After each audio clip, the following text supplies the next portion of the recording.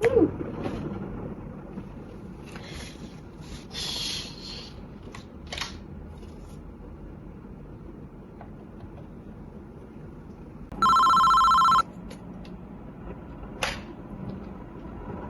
you for calling room service. This is Sandra. How may I help you today?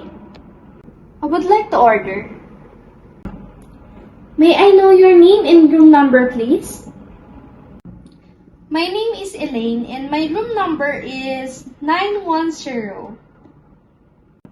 Okay, ma'am. May I take your order now? I would like to order 2-piece hot cake with hash brown. Would you like to try some of our coffee like cream latte? No thanks. That would be all. May I repeat your order, ma'am? Your order is 2-piece hot cake with hash brown. Did I get your order right, ma'am?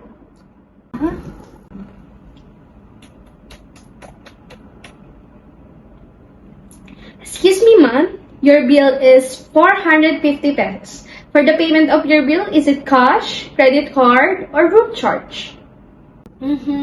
Cash. Okay, ma'am. Your order will be delivered as soon as possible. Maybe in 15 minutes. Thank you for calling room service. Have a nice day. Thank you. Calling, kitchen staff. I have one order of 2-piece hot cake and one order of hash brown. Please prepare it to me. Thank you. Copy, ma'am. Copy. 15 minutes later.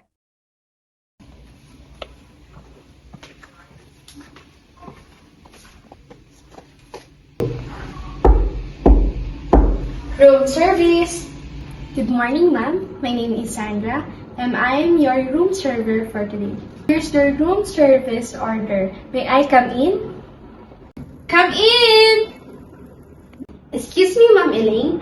Where would you like me to set up your food? Shall I leave the food in the trolley, or would you like me to set up on the table?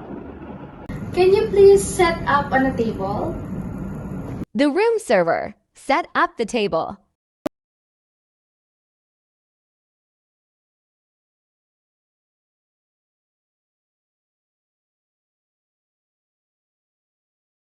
Would you like me to open the television for you, ma'am? Sure.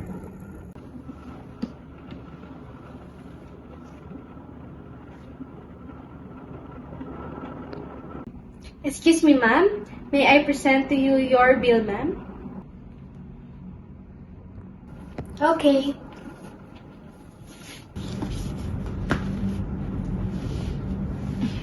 I received 500 pesos, ma'am, and I will be back for your change. What time would you like me to come back, ma'am, to pick up your soiled dishes? After 1 hour. If you need anything else, ma'am, just dial the our room service. And thank you and enjoy your meal, ma'am. 1 hour later. Room service. I'm here to pick up the soiled dishes. May I come in? Come in! Excuse me, ma'am. Here's your change.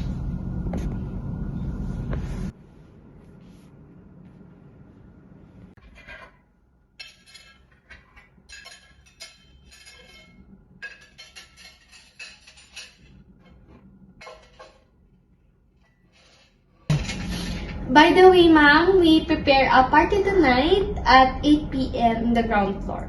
Would you like to visit? Yeah, sure. Thank you.